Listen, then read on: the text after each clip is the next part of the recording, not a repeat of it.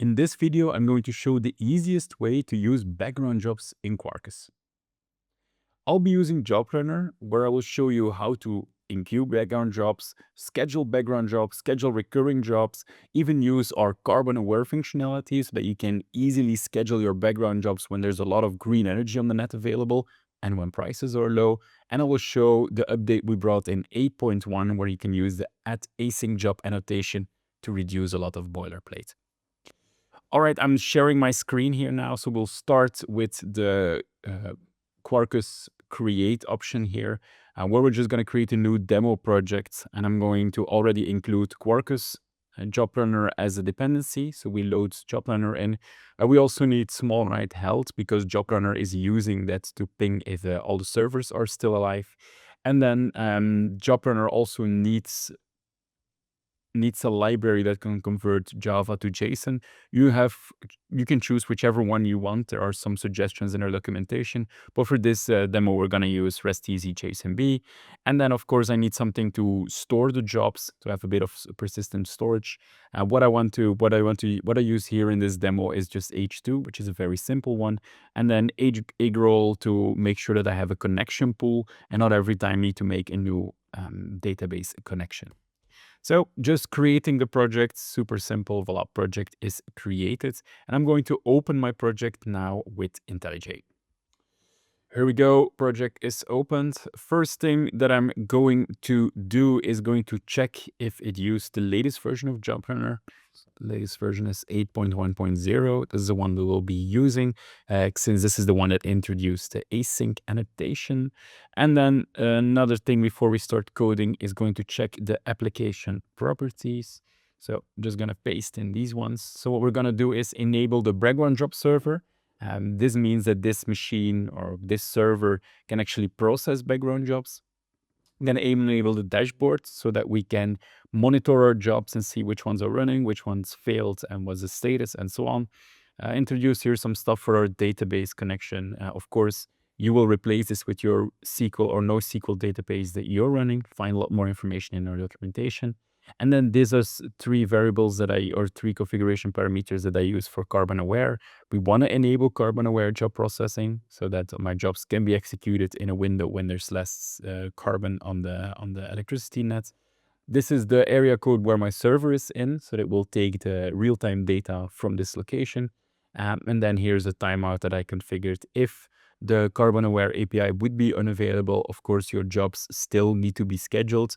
And this is just how long that we will wait before deciding, okay, we cannot reach the carbon aware API. We're just going to schedule it anyways so that your jobs are being executed.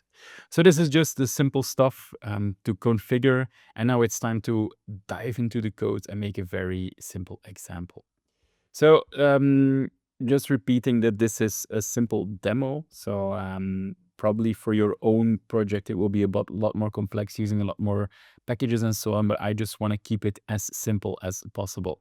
So I created here my service, and the my service is actually just where all my business logic will be living. So you name it nicely like this. The first thing I need to do in my service is native application scoped. That means that the methods that are going to be created here, that we will use here, the moment that JobRunr needs to schedule the method, it's available. The moment that it then needs to execute, it's also still available, so that it's application scoped and not a request scoped. I'm going to make a very simple one here. I'm going to do simple job, and it takes a message, strict message. Voila. What we need to do is that we are going to add the job annotation so that it is now a job that can be called by JobRunr. We give it a name. This is a simple job. This is a simple job. Voila. What the simple job will do is that it will just print job is being executed, name. And here we add the string. Voila. We're going to simulate that it's doing a bit of work. Normally, this is, of course, your business logic, all the interesting things that are happening. We're going to surround it by try catch to keep things safe. And then once that is done, we're going to output here, job is done. Job is done. Voila, that's it. It's just a very simple background job that we're creating. And now I'm going to show you the interesting stuff, of course, to how can we now schedule these jobs. It auto-generated this one here. I'm going to refactor it so that it's now our jobs resource refactor. All right. Our pop is going to be jobs. Voila. And the first thing that I'm going to do is that I'm just going to show you how can you easily enqueue a job. So what we're going to do here is that we need to add a path. Voila. And our path is going to be /enqueue. There we go. Voila. And it's going to be enqueue jobs. Voila. I need to now inject both our job scheduler and our my service. So I'm going to do add injects. We'll start with my service. And then my service, great. And I'm also going to inject job scheduler. So we can also use that one. To then enqueue the job, it's super easy. So what we do here is that we use our job scheduler. We say enqueue, and then what you can do is you use a very simple Java 8 Lambda, or just say do simple job, do the job, please. Voila. And then we return here job completed. Let's say simple job enqueued. Voila.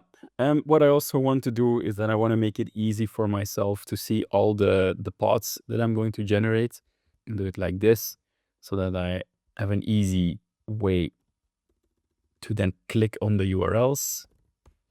Voila, we need to change this to HTML. This has nothing to do with job scheduling. This just makes it easy for me to schedule my jobs and get an overview. So that's everything I need to do. Now it's time to run the project and see if it works.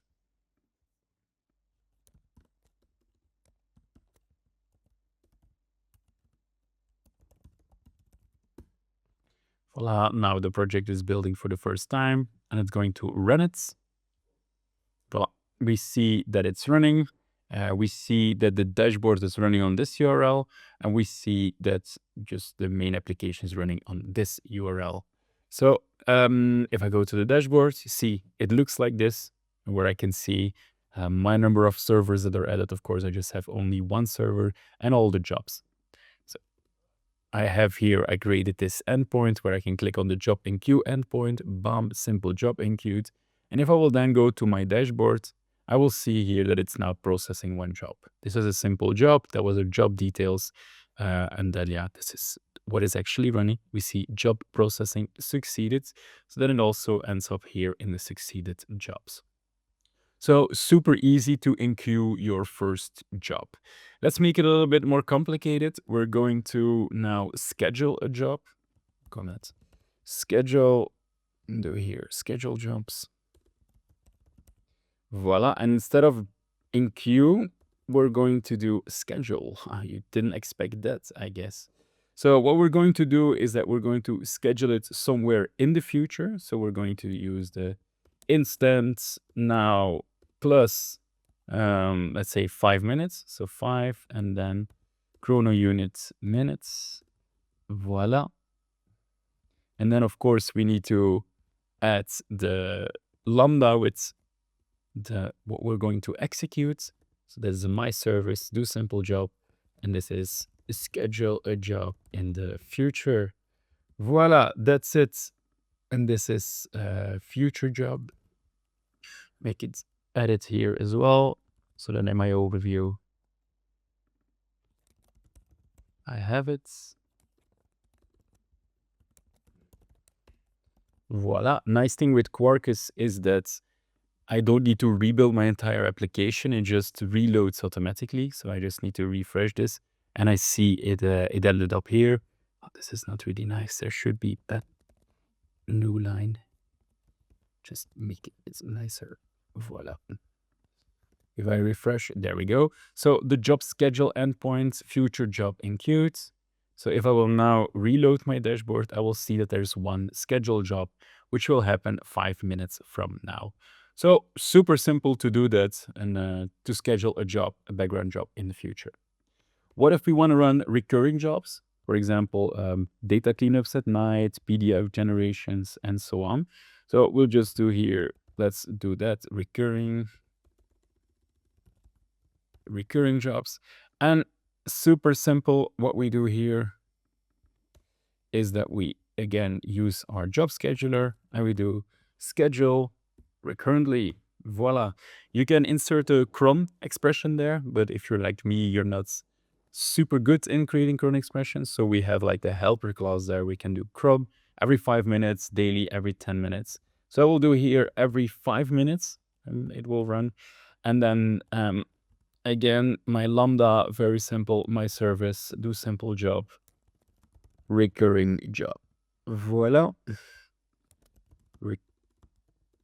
Recurring job enqueued. Add it here as well, so that I can easily trigger it.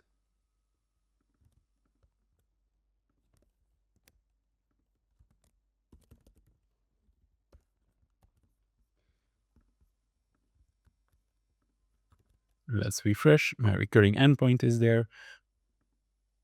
Appear here in my recurring jobs.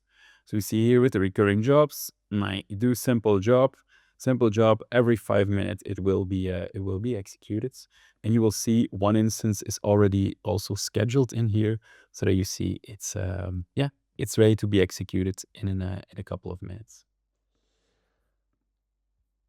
All right, so then let's move on to the next one where we're going to do carbon aware scheduling. So super easy, yeah? It's like scheduling a regular recurring job, which you already know when it needs to happen, or it's a fixed moment it will need to happen. With carbon aware, you give a window. So then you tell them it needs to happen between this moment and that moment, and then it will be executed during the time that there's the least amount of carbon on the net. So super, super cool. Carbon aware scheduled jobs. So instead of having these arguments here when it needs to happen, we just say carbon aware, and then we say between. Let's run it tonight.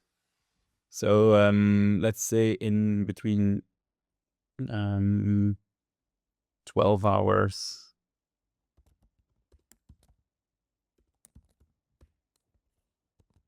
or 10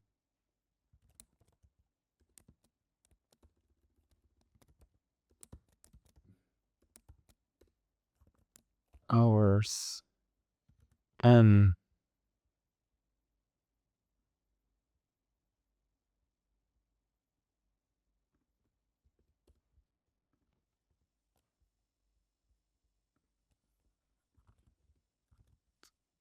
and 16 hours, so it needs to run during the night.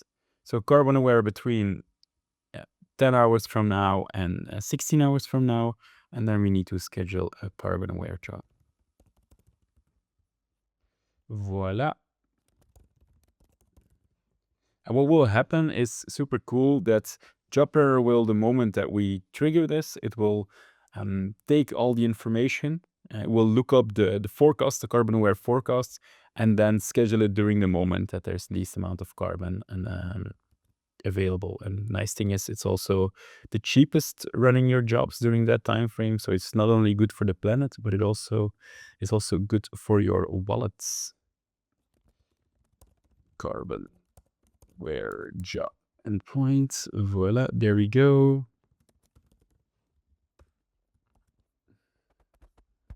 Okay, so if I go now back to my endpoints, carbon aware job endpoint, great.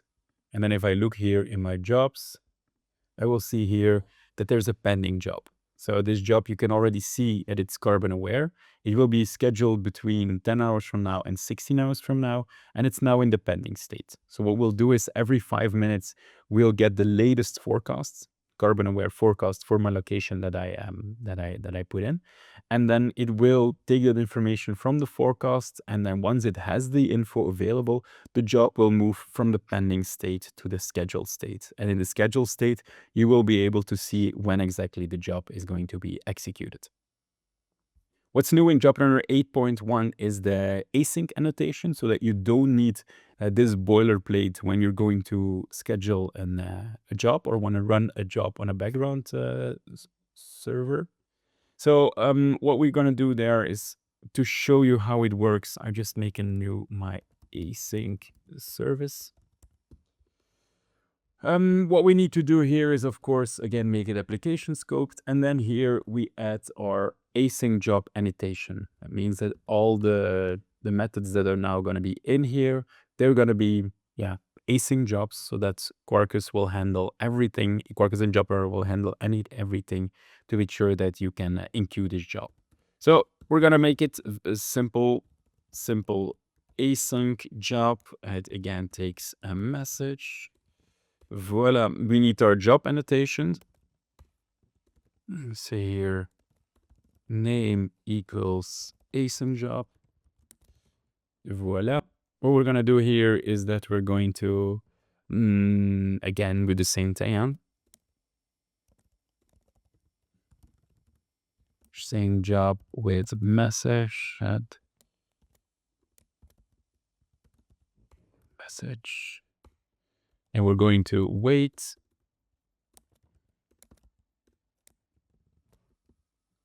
We need to surround it with a try catch. Voila. And then we print async job done.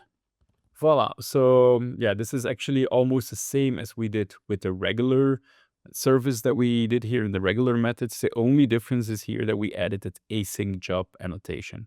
But it's now once we want to use that method, it becomes super simple to actually trigger it. So I'm going to start with this one. That was the one that we had to do in the past with this boilerplate. And then what we do now is that super simple. We don't need all of this anymore. We need to inject our service, of course. Injects my async service.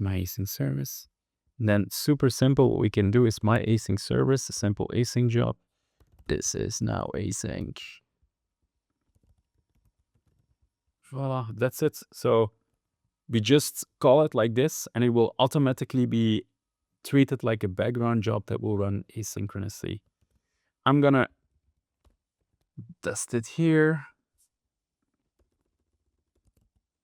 Async endpoints.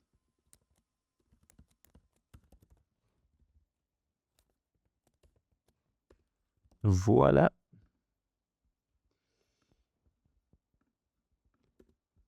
Async endpoint. I'm going to trigger it. Simple async job enqueued. And then voila, very simple. We can see here it's already in the enqueued state. Async job, so that it's going to be executed. So in a couple of seconds, it will be picked up by a background job server, and it will end up in the processing state, a lot like it is already now. And then it will go to the succeed state, since it's now finished. Voila, that's how simple the new async feature is, and that's how simple you can combine JobRunner with Quarkus. If you have any questions, feel free to reach out on GitHub or on Reddit. We would really love to see what you build in our Reddit community, so join us there and have fun, Delvin. Ciao.